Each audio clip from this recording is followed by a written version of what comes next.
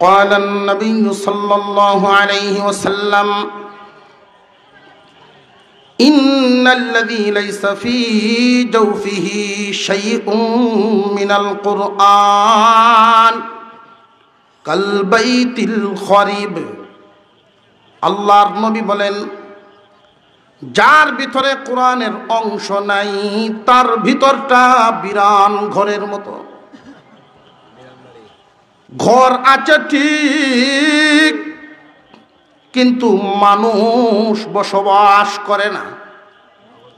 এমন একটা ঘরের মধ্যে 20 বছর পরে যদি তালা খুলে ঢুকেন, দেখবেন তেলা পোকা মাকড়সা বিভিন্ন ধরনের প্রাণীদের বসবাস। হুজুর আকরাম সাল্লাল্লাহু আলাইহি ওয়াসাল্লাম জানায় দিলেন, আমার উম্মত কুরআনুল কারীমের নূর যার ভিতরে নাই, তার ভিতরে শয়তান যেমনে ইচ্ছা ঢুকতে পারে, যে রূপ ইচ্ছা সেই রূপ নিয়া তারে ধোঁকা দিয়া শিরিক বেদাত মাজারে সেজদা পর্যন্ত দেওয়াবে, মুমিনের কলব কাঁপবে না। কিন্তু জানিয়া রাখবেন, যেই মুসলমানের সন্তান কোন ইমানদার সহি শুদ্ধ কোরআন শিক্ষা দিয়ে দিল তার সন্তানকে, কুরআনুল কারীম শুধু দেখে দেখে পড়তে পারে, বড় কোনো হাফেজ না, আলেমও না, শুধু কোরআন তেলাওয়াত জানে, ছোটবেলায় পড়াইছে, স্কুল কলেজ ভার্সিটি দেশের পড়াশোনা শেষ করায় বিদেশ দিল, বুকে হাত রেখে সাহসের সাথে বলতে পারি, মুসলমানের যেই সন্তান আল্লাহর কালাম তিলাওয়াত শিখেছে ছোটবেলায়, তাম পৃথিবী ঘুরবে, ভয় নাই ভয় নাই, এই সন্তান নাস্তিক হবে না। ইচ্ছা করলেই তার ভিতরে যেমনি ইচ্ছা তেমনি শয়তানের রাজত্ব হবে না। মুসলমান ইমানদার ভাইরা আমার, এমন কোনো মা বাবা নাই যেই মা বাবা সন্তানের আলোকিত ভবিষ্যৎ চায় না। ধনী হোক আর গরিব হোক, সবাই চায় সন্তানের উন্নত সম্মানী জীবনযাপন, সম্মানী ভবিষ্যৎ। কিন্তু অনেক মুসলমান সঠিক চিন্তা করতে পারে না, সঠিক বুঝ মাথায় আনতে পারে না, হিসাবটা না মিলানোর কারণে ভুল পথে চলে যায়। বেঈমান হয়ে নাহি বাঁচব, তার তো শহীদ হয়ে ফিরদাউসি সাজে সাজব। দিনহীন সমাজে বেঈমান হয়ে নাহি বাঁচব, তার তো শহীদ হয়ে ফিরদাউসি সাজে সাজব। বাঁচব মোর হয়ে হকের কথা কই, বাঁচব মোর হয়ে হকের কথা কই। রাজি নই কাপুরুষ নিতে বদনাম, যদি আমার মরণে বেঁচে থাকে ইসলাম, তবে লিখে নাও মরণে তালিকায় আমার নাম। তোমারে জমিনে তোমারি হুকুমত চলবে, মুসলমানের হাতে আসবে খেলাফত, তোমার কথা সবে বলবে। তোমারি জমিনে তোমারি হুকুমত চলবে, মুসলমানের হাতে আসবে খেলাফত, তোমার কথা সবে বলবে। 4 তারিখ অথবা 6 তারিখ করা যায়। মার্চের 4 থেকে মার্চে তো পূজাই থাকবে, এপ্রিলের 6 তারিখ। এপ্রিলের 6 তারিখ, এপ্রিলের 6-7 এর মধ্যে 4 বা 6। 4 বা 6, ঠিক আছে ইনশাআল্লাহ। আমি আপনার ফোন নাম্বারটা পাইবো এখন মন নাই।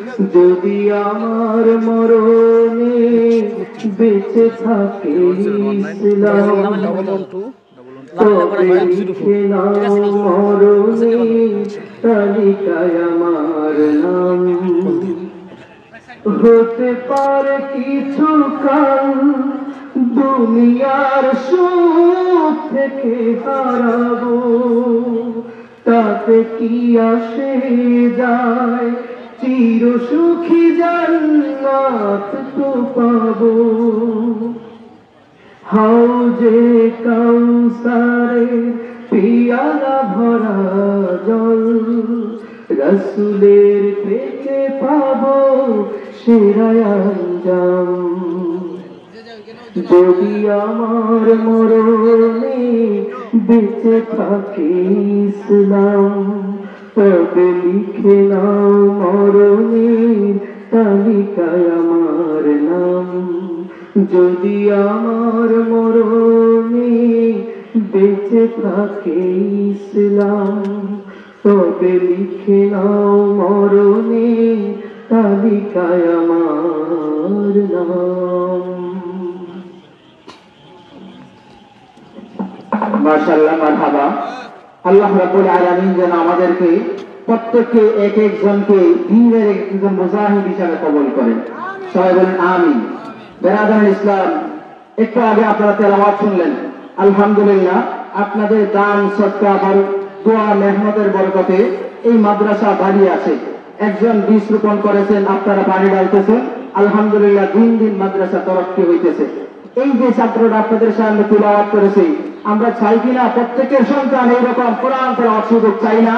আলহামদুলিল্লাহ, আমাদের মাদ্রাসার প্রত্যেকটা ছাত্র এরকম তেলাওয়াত করতে পারে, কিন্তু আপনাদের সামনে সময়ের স্বল্পতার কারণে আমরা উপস্থিত করতে পারি না, আমাদের দুর্ভাগ্য।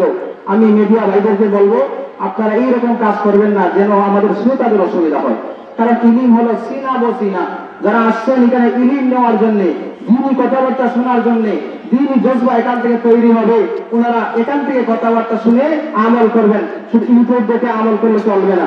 এই জন্য এই সমস্ত যারা শ্রোতারা কষ্ট করে আসছেন, এদের কষ্ট হয়ে এরকম কাজ আপনারা করবেন না। বেরাদার ইসলাম, এ পর্যায়ে আপনাদের সামনে মূল্যবান তাকরীর পেশ করছেন সুনিষ্ঠবাসী বক্তা হযরতুল আল্লাহ হযরত মাওলানা শরীফুজ্জামান গাজীপুর দামাত বরকাতুহুল আলিয়া। হযরত ওনার মূল্যবান তাকরীর পেশ করার জন্য মাহফিল কমিটির পক্ষ থেকে সবাই অনুরোধ করছি।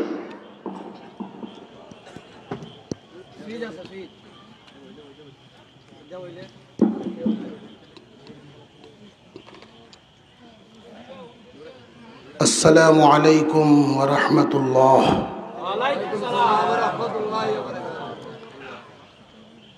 আলহামদুলিল্লাহি কাফা ওয়া সালামুন আলা ইবাদিহিল্লাযীনা ইসতাফা। আম্মা বা'দু ফাআউযু বিল্লাহি মিনাশ শাইতানির রাজীম। বিসমিল্লাহির রহমানির রহিম। ইন্না নাহনু নাযালনায যিকরা ওয়া ইন্না লাহু লাহাফিযুন। সাদাকাল্লাহুল আযীম। وقال رسول الله صلى الله عليه وسلم: طلب العلم فريضة على كل مسلم. وصدق رسوله النبي الكريم، ونحن على ذلك من الشاهدين والشاكرين، والحمد لله رب العالمين. اللهم صل على محمد وعلى آل محمد كما صليت على إبراهيم وعلى آل إبراهيم إنك حميد مجيد اللهم بارك على محمد وعلى آل محمد كما باركت على إبراهيم وعلى آل إبراهيم إنك حميد مجيد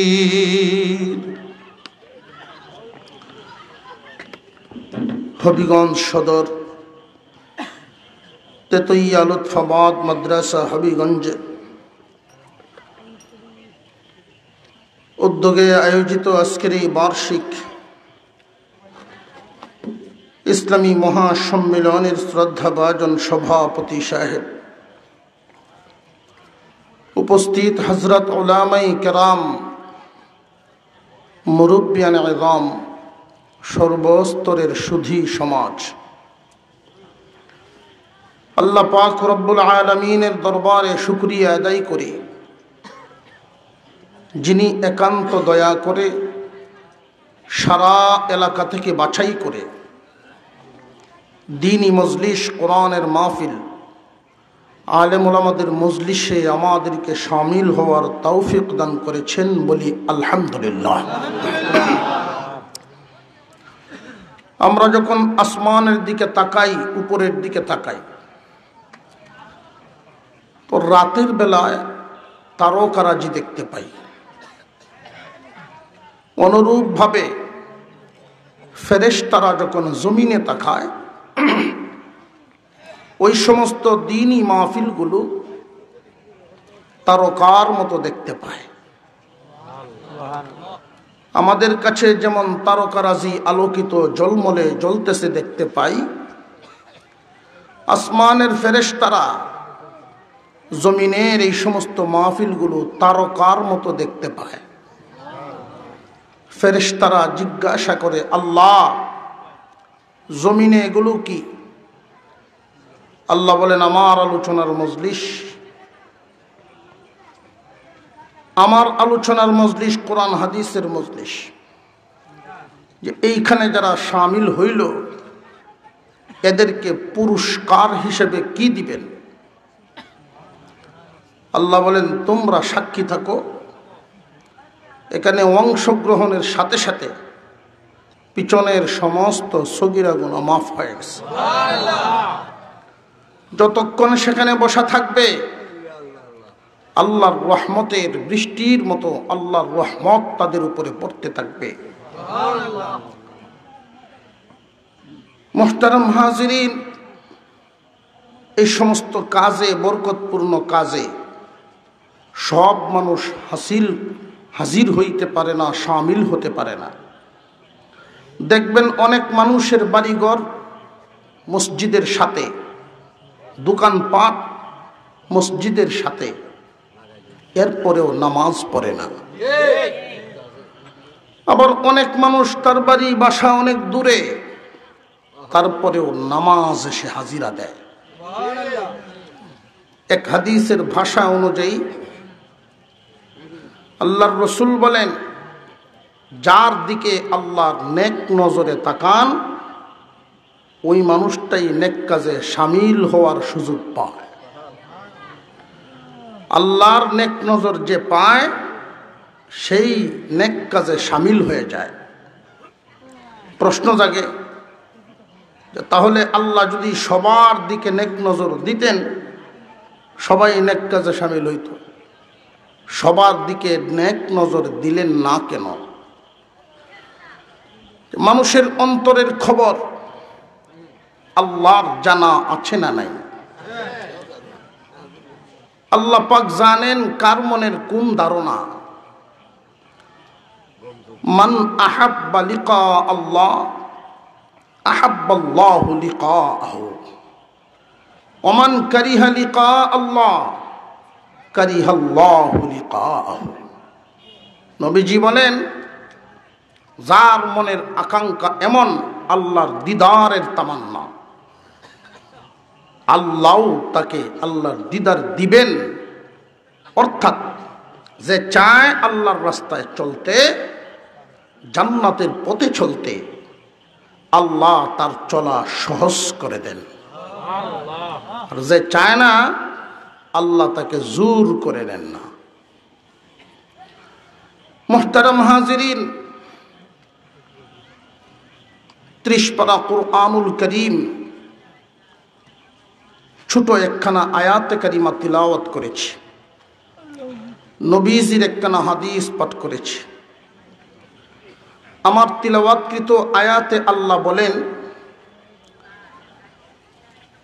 ইন্না নাহনু নাযালনা যিকরা ওয়া ইন্না লাহু লাহাফিজুন। কোরআন নাজিল করেছি আমি, ইহার হেফাজতও করব আমি। আল্লাহ যদি কোনো কিছুর হেফাজতের দায়িত্ব নেন, ওইটার কোনো ক্ষতি করার ক্ষমতা কোন সৃষ্টির আছে কি? আল্লাহ জিম্মাদারি নিয়েছেন কোরআন হেফাজত করবেন। তবে জমিনে একদল মানুষ আল্লাহ পাকের এই কোরআনের হেফাজতের কাজে লাগছে। কোরআনুল কারীম নাজিল হওয়া সময় থেকে নিয়ে একদল কোরআনের হেফাজতের দায়িত্ব নিল, আরেক দল কোরআনের বিরোধী হয়ে গেল। হুজুরে আকরাম সাল্লাল্লাহু আলাইহি ওয়াসাল্লাম জন্মের পর থেকে 40 বছর পর্যন্ত মক্কা নগরীতেই ছিলেন। সমস্ত মানুষ ওনাকে পছন্দ করত, এমনকি আল আমিন তো তারাই বলতো। যেই দিন থেকে কোরআন পাইলেন, নবুয়তি পাইলেন, সেই দিন থেকে একদল মানুষ নবীজির শত্রু হয়ে গেল। মূলে কি দাঁড়াইল? এই মানুষগুলো কি আসলে নবী মুহাম্মাদের শত্রু, না এলমে ওহী, নবুয়ত, আল্লাহর কালাম কোরআনের শত্রু? একদল মানুষ কোরআনের বিরোধিতা করে, আরেকদল মানুষ কোরআনের হেফাজত করে। হেফাজতকারীদের মধ্যে সবার আগে আমার আপনার পয়গম্বরের কাছ থেকে দায়িত্ব নেন। কোরআন হেফাজতের এই দায়িত্ব নেনেওয়ালা যারা ছিলেন, সবার আগে আবু বকর সিদ্দিক রাদিয়াল্লাহু তাআলা। বিরোধিতা করে যারা, আবু লাহাব, আবু জেহেল, উতবা, সাইবা, তারা। সেই যুগ চলে গেছে, এজন্য এটা ভাববেন না কোরআনের বিরোধীরা চলে গেছে।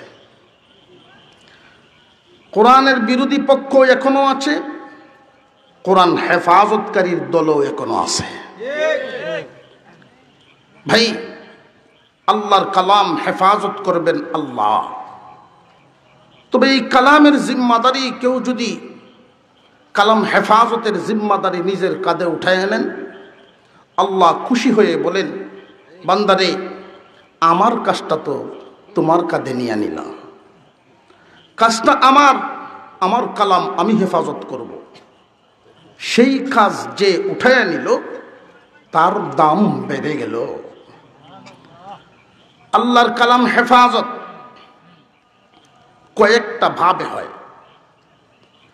একদল মানুষ কোরআনের হেফাজত করবেন মুখস্থ করে সিনায় ধারণ করার মাধ্যমে, আরেকদল মানুষ কোরআনের হেফাজত করবে ব্যাখ্যা, বিশ্লেষণ, তাফসীর, এগুলো শিখা জানা মানুষকে জানানোর মাধ্যমে। ওয়াজ, তাফসীর, লেখালেখি, কিতাব লিখবে, কোরআনের ব্যাখ্যা, মাসআলা, মাসাইল লিখবে, এটার মাধ্যমে উলামায়ে কেরাম। কুরআনুল কারীমের হাফেজগণ মুখস্থ করে হেফাজত করেন, কোরআনের আলেমগণ ব্যাখ্যা করে হেফাজত করেন।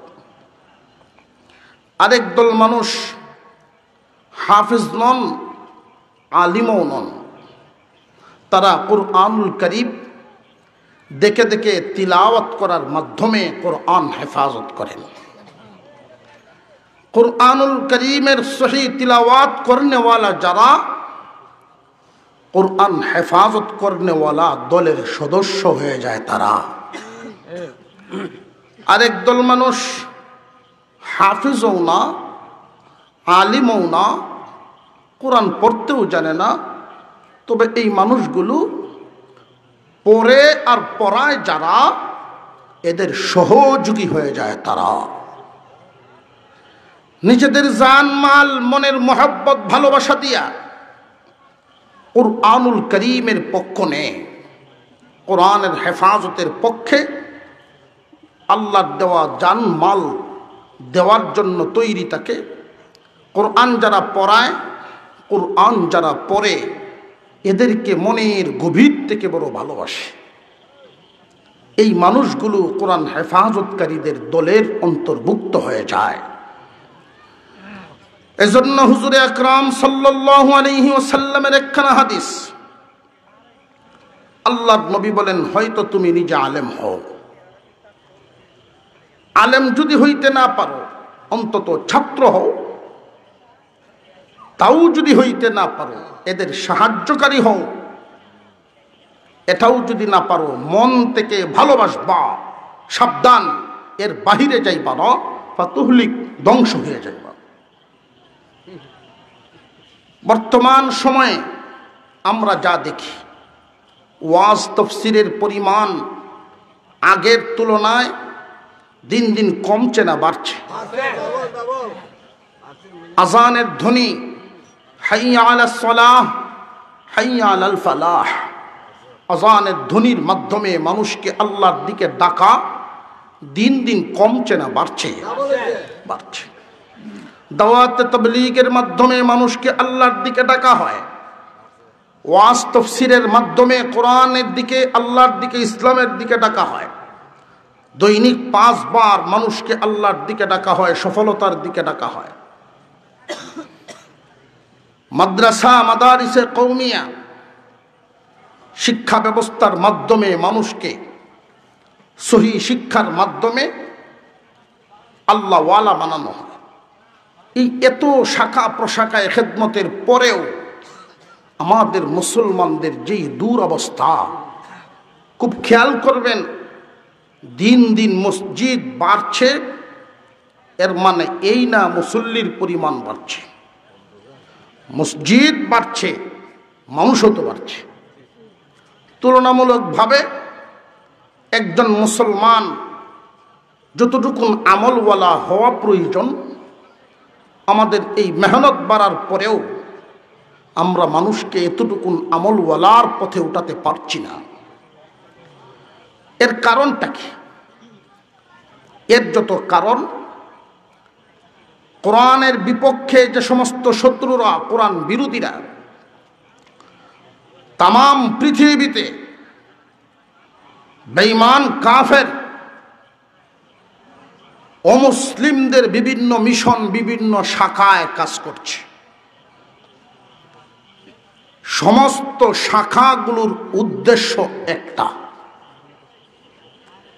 উদ্দেশ্যটা হলো উম্মতে মুহাম্মাদীকে কোরআন থেকে দূরে রাখা। সকল শাখা প্রশাখার উদ্দেশ্য একটা, উম্মতে মুহাম্মাদীকে কুরআনুল কারীমের তিলাওয়াত শিখা, কুরআনুল কারীমের মুখস্থ শিখা, কোরআনের ব্যাখ্যা বিশ্লেষণ পরে আলেম হওয়া, এই রাস্তাটা দেখা। এইগুলোর থেকে, অর্থাৎ উম্মতে মুহাম্মাদীকে কোরআন থেকে দূরে রাখা, সকল শাখা প্রশাখার, সকল মিশনের লক্ষ্য একটাই। সেটা কেন? মুসলমান উম্মতে মুহাম্মাদী যদি কোরআন শিখে ফেলে, তাহলে ওই বেঈমানদের মাথা নষ্ট হবে কেন? কোরআন থেকে মুসলিম জাতিকে দূরে রাখতে পারলে তারা সফল হবে কেমনে? আমার আপনার পয়গম্বরের এক হাদিস শুনলেই বিষয়টা খুব সহজে বুঝে আসবে। قال النبي صلى الله عليه وسلم إن الذي ليس في جوفه شيء من القرآن كالبيت الخريب। আল্লাহর নবী বলেন, যার ভিতরে কোরআনের অংশ নাই তার ভিতরটা বিরান ঘরের মতো। ঘর আছে ঠিক, কিন্তু মানুষ বসবাস করে না। এমন একটা ঘরের মধ্যে 20 বছর পরে যদি তালা খুলে ঢুকেন, দেখবেন তেলা পোকা মাকড়সা বিভিন্ন ধরনের প্রাণীদের বসবাস। হুজুর আকরাম সাল্লাল্লাহু আলাইহি ওয়াসাল্লাম জানায় দিলেন, আমার উম্মত কুরআনুল কারীমের নূর যার ভিতরে নাই তার ভিতরে শয়তান যেমনে ইচ্ছা ঢুকতে পারে, যে রূপ ইচ্ছা সেই রূপ নিয়া তারে ধোঁকা দিয়া শিরিক বেদাত মাজারে সেজদা পর্যন্ত দেওয়াবে, মুমিনের কলব কাঁপবে না।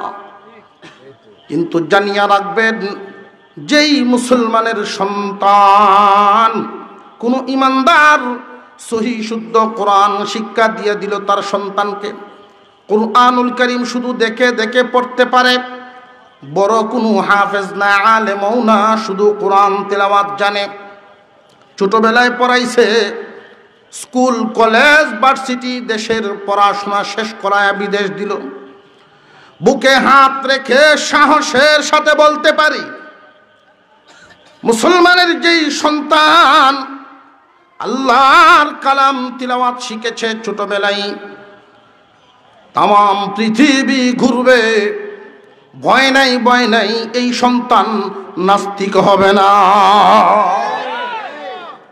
ইচ্ছা করলেই তার ভিতরে যেমনি ইচ্ছা তেমনি শয়তানের রাজত্ব হবে না।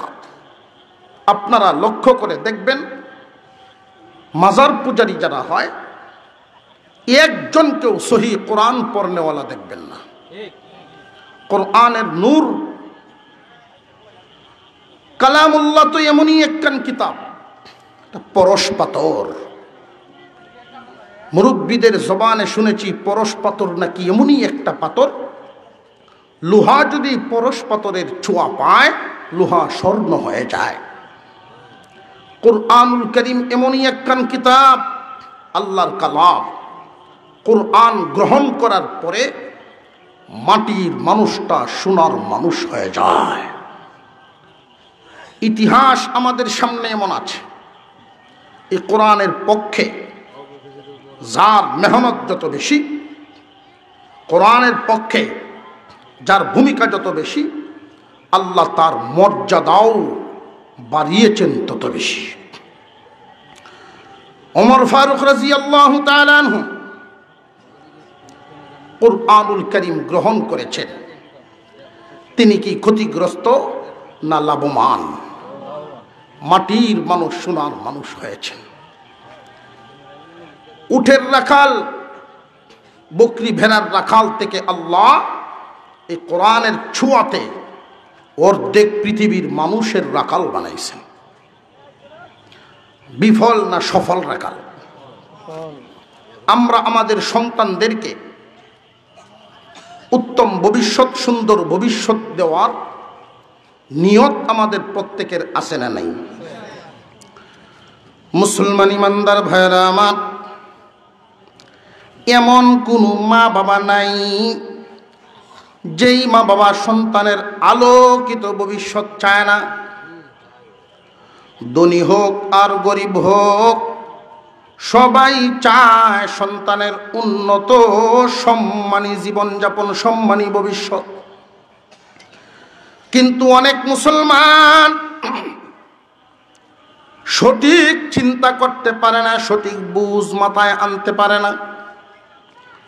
হিসাবটা না মিলানোর কারণে ভুল পথে চলে যায়। হিসাব কেমনে মিলায় লক্ষ্য করবেন। আল্লাহ যারে সন্তান দিয়েছেন 5 জন। আমাদের দেশে কোরআন বিরোধী যেই দলটা আছে, কোরআন বিরোধী দল, এদের জবানে চটকদার কথা, খুব আকর্ষণীয় কথা, যেই কথাগুলো শুনলে সাধারণত সরল সহজ মানুষ মুসলমানের মনে এটা গেঁথে যায়।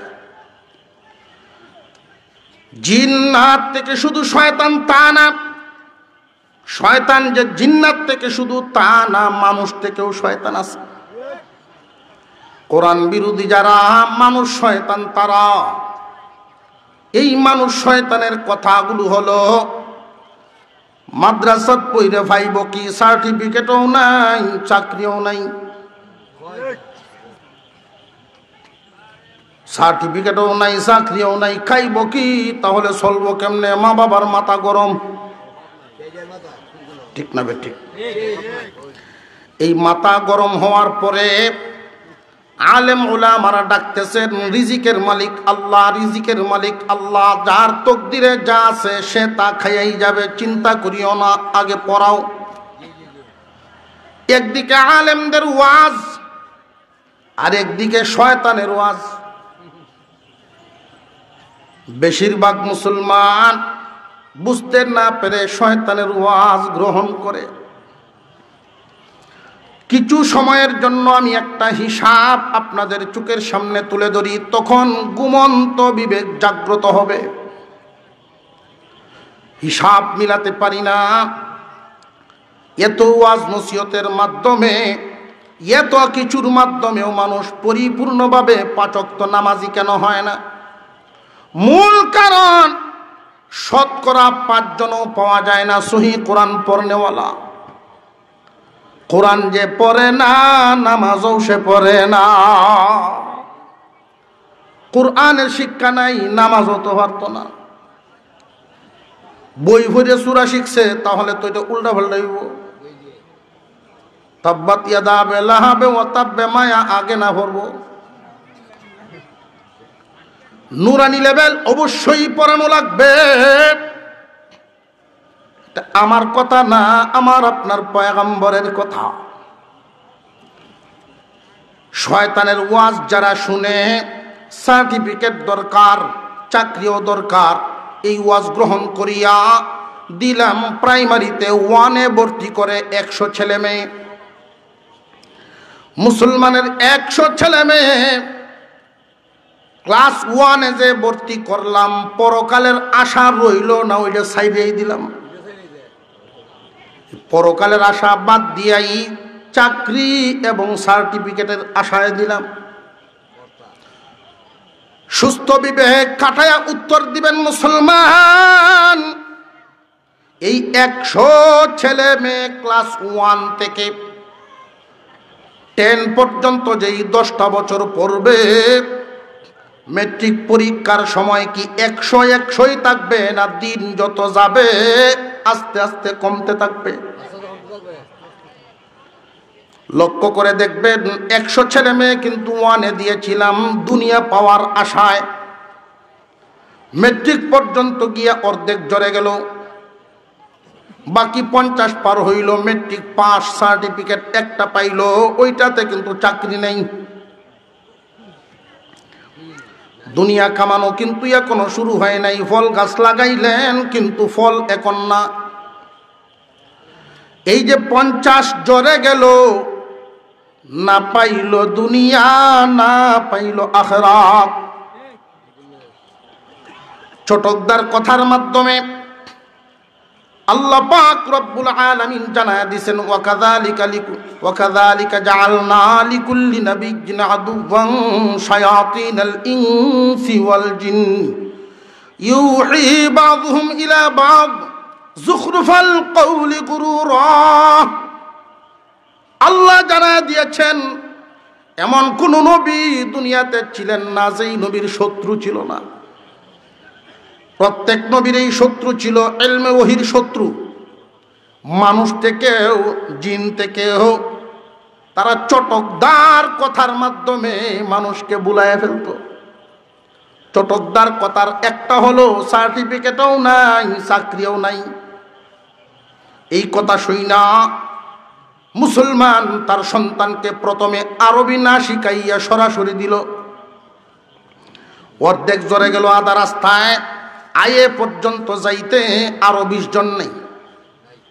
ডিগ্রি পাশ করবে গিয়ে দেখবেন সর্বোচ্চ 10 জন। হিসাবে বন্টনে বেশি রাখতেছে। এই 10 জনের ডিগ্রি পাশের সার্টিফিকেট হওয়ার কারণে বাংলাদেশের দরদি সরকার চাকরি নিয়ে বাড়িতেইব। আপনারা ভাবসাবে বোঝা যায় চাকরি ঘুরতেছে। একটু হুহা কইছে কিছু। 10 জন ডিগ্রি পাস ঘুরে চাকরির জন্য, এইরকম 10 জন আরেক গ্রামও আছে। চাকরি তাকে 20টা বা 50টা, চাকরি হইল পোস্ট হইল 50টা, দরখাস্ত হয় 10,000। এখন তো চিন্তায় পড়ে গেল। ছেলে আইসা বাবার সাথে পরামর্শ করে সারা জিন্দিগির কামাই ইনকাম দিয়া বাপে পড়াইলো, ছেলের ডিগ্রি পাস। এখন ছেলে আইসা কয়, আব্বা হালত বেশি বালা না। কেন? 10,000 মানুষের দরখাস্ত দিছে, 50 জনের চাকরি। তুমি লেখাপড়া করো ভালো করে। কয়, আব্বা লেখাপড়ায় কাম হইতো না। কোনটায় কাম হইব? যে ক্লাস 1 থেকে ডিগ্রি পর্যন্ত লাগছে যত, এখন একসাথে দেওয়া লাগবে এত। বাপে হিসাব মিলাইয়া দেখছে বড় যে ক্ষেতটা ছিল, এই বড় ক্ষেত বেচেলানি লাগে। বড় ক্ষেত বেচার পর চারা লাগাইলো, ফল আসা শুরু হইল। মুসলমানের সন্তান দুনিয়ার লাইনে দেওয়ার কারণে আখিরাত একদম বাদ দিয়া যে দুনিয়ার লাইনে দিলেন, এই ছেলে মাসের শেষে বেতন পাবে। তকদির যদি ভালো হয় বেতনের কিছু অংশ পাইলে পাইতেও পারো। তবে তুমি বাবা হিসেবে পাইবা কখন? তোমার ব্যাটারির চার্জ থাকতো না যখন।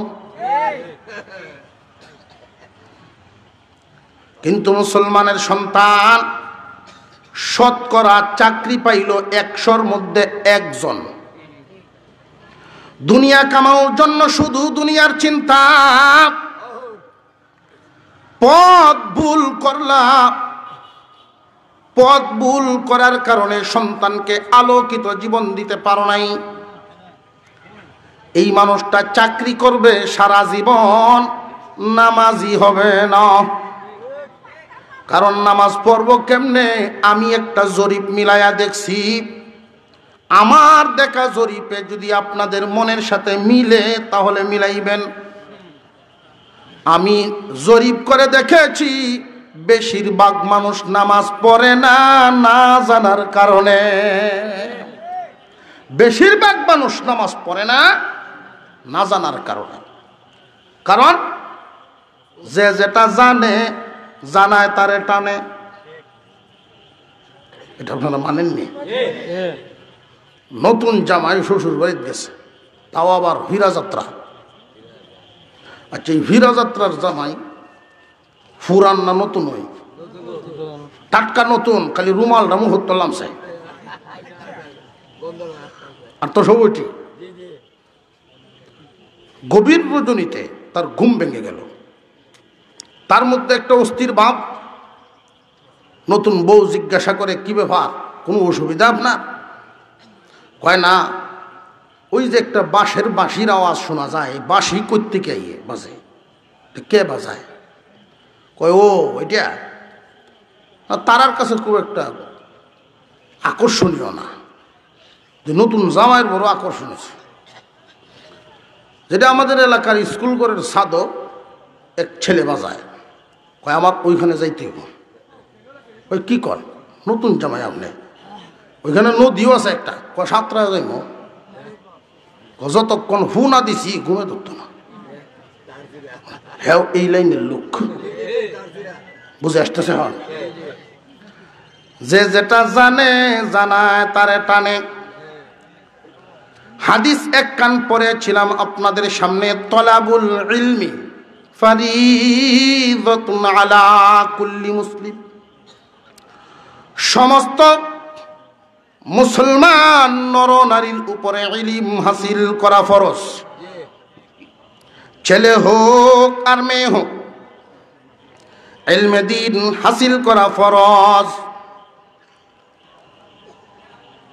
আলেম হওয়া, হাফেজ হওয়া কিন্তু ফরজ না, কথাটা ভালো করে মনে রাখবেন।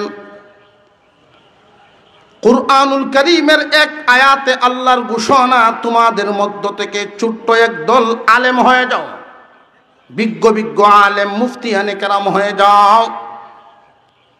আর নবীজি বলেন সমস্ত মুসলমান নরনারীর উপরে ইলম হাসিল করা ফরজ। খুব ভালো করে বুঝবেন মুসলমান ভাইয়েরা আমার, আপনাদের এই তেতুইয়া এলাকায় যদি 5 জন বিজ্ঞ মুফতি থাকেন, এই এলাকার 10,000 মানুষের সমস্যা সমাধানের জন্য যথেষ্ট হইবনি না হইত না? কারণ মুফতি সাহেবের কাছে মানুষ প্রতিদিন সব সমস্যা সমাধানের জন্য যেতে হয় না। জীবনে 2-4-10 বার এমন বিপদে পড়ছে যেই সমাধান তার জানা নাই, সবাই জানে না। ওই বিষয়টা সমাধান আনবেন মুফতি সাহেবের কাছ থেকে প্রতিদিন না, জীবনে 2-4-10 বার। আল্লাহর পয়গম্বর বলেছেন প্রত্যেক মুসলমান ছেলে মেয়ের উপরে, নরনারীর উপরে ইলম হাসিল করা ফরজ। এই কথাটা বুঝে আসবে সহজে। আল্লাহ বলেন কিছু মানুষ আলেম হয়ে যাও, নবী বলেন সবার উপরে ফরজ। ইলমের স্তর হইল 3টা। ইলমে দ্বীন শিক্ষা, শিক্ষা ব্যবস্থার স্তর 3টা: প্রাইমারি লেভেল, মাধ্যমিক লেভেল, উচ্চতর লেভেল। আল্লাহ যে বুঝাইলেন উচ্চতর লেভেল বুঝাইছেন, রসুল যে ঘোষণা দিলেন প্রাইমারিটা বুঝাইছেন। রে আমার উম্মত, প্রাইমারি পর্যন্ত দ্বীন শিক্ষা, দ্বীনি শিক্ষা হাসিল করা সবার উপরেই ফরজ। প্রাইমারি কোনটা? আমাদের উলামায়ে কেরাম গবেষণা করে নুরানি সিলেবাস করেছেন, যেটা কমপক্ষে নুরানি পর্যন্ত যদি একটা বাচ্চা কমপ্লিট করতে পারে, 3 বছরের কোর্স, এই 3টা বছরের কোর্স যদি তিলাওয়াত করে শিখে ফেলে, তার শিক্ষা জীবন শেষ না অনেক বাকি? মাত্র 3 বছর দিয়ে দিলেন তারে মুসলমানি শিখাইলেন, 30 পারা কোরআন সহি শুদ্ধ হয়ে গেল, নামাজে তিলাওয়াত করার মতো সূরাগুলো মুখস্থ হয়ে গেল। একজন মানুষ মারা গেলে লাশ কেমনে দোয়া লাগে, দাফন করা লাগে, এই শিক্ষাও তারে দেওয়া হলো। মোটামুটি একজন মুসলমান কেমনে ওযু করবে, কোন কারণে ওযু ভাঙবে, প্রাথমিক মাসআলা মাসাইল, এমনকি কোন কোন জায়গায় পেশাব করা নিষেধ, এটাও শিখায়া দেওয়া হয়। কয় কারণে নামাজ ভাঙ্গে, নামাজের ফরজ ওয়াজিব কি কি, বাচ্চাদেরকে মুখে মুখেই শিখায়া দেওয়া হয়। এই 3টা বছরের কোর্স আপনি যদি পড়ায়া শেষ করেন, 5 বছর বয়সে আপনি ভর্তি করলেন, 8-এ গিয়া শেষ। ছেলে হোক আর মেয়ে হোক, প্রত্যেকটা ছেলে মেয়েকেই পড়াতে হবে, বিকল্প কোনো রাস্তা নাই। যারা পড়ায় না, নুরানি না পড়াইয়া স্কুলে দিল, প্রাইমারি পড়লো, হাই স্কুল শেষ করলো, আলেমগণ যাদেরকে মহব্বত করেন, আসা যাওয়া করেন, পরামর্শ দিয়ে কোরআন শিখায় নেন। কয় হুজুর এত চিন্তা নাই, বাসাতে একজন প্রাইভেট পড়ায়, কাজ হবে না। ইলমে ওহী মেহনতের দরকার। মাখরাজ 17টা জায়গার থেকে 29টা হরফের উচ্চারণ, জায়গার থেকে উচ্চারণ করাইতে যদি হয় দয়া মায়া বাদ দিয়া হুজুরের হাতে দিতে হয়। 3 বছরের কোর্স, এক দলে পড়াইলো আর এক দলে না পড়াই স্কুলে দিল। ডাক্তার হওয়া, ইঞ্জিনিয়ার হওয়া, সন্তান উচ্চ শিক্ষিত হওয়া, এই আশা সবারই থাকতে পারে। আমাদের দেশে মুসলমানের সন্তান উঁচা উঁচা ডিগ্রি হাসিল করবে, অসুবিধার কারণ নাই। বরং মুসলমানের সন্তানেরা যদি যোগ্যতা হাসিল করে, যোগ্য চেয়ারে তারা বসবে। মুসলমানের সন্তান সাচ্চা মুসলমান যখন যোগ্য চেয়ারে বসবে, ইচ্ছা করলেই বিদেশ থেকে টাকা দিয়া তারে কিনতে পারবে না। মুসলমান ইমানদার ভাইয়েরা আমার, মুসলমানের সন্তানেরা উচ্চ শিক্ষিত হবে, এটা আমরাও চাই। তবে জেনে রাখবেন, মুসলমানের ভবিষ্যৎ দুই প্রকার। একটা হলো ইহকালীন ভবিষ্যৎ, আর একটা পরকালীন ভবিষ্যৎ। দুনিয়াতে বেঁচে থাকে যতদিন, ইহকালীন ভবিষ্যৎ ততদিন। আমরা এই দুনিয়ায় কি চিরদিন থাকবো না বিদায় হব? যেই দিন বিদায়, ওই দিন থেকেই পরকালীন ভবিষ্যৎ শুরু। এবার আপনারা বলেন, ইহকালীন ভবিষ্যৎ বেশি লম্বা না পরকালীন ভবিষ্যৎ বেশি লম্বা? রে মুসলমান ইমানদার, তোমার কলিজার টুকরা, এত আদরের ছেলে মেয়ে, এত আদরের সন্তান, ক্ষণস্থায়ী ভবিষ্যৎ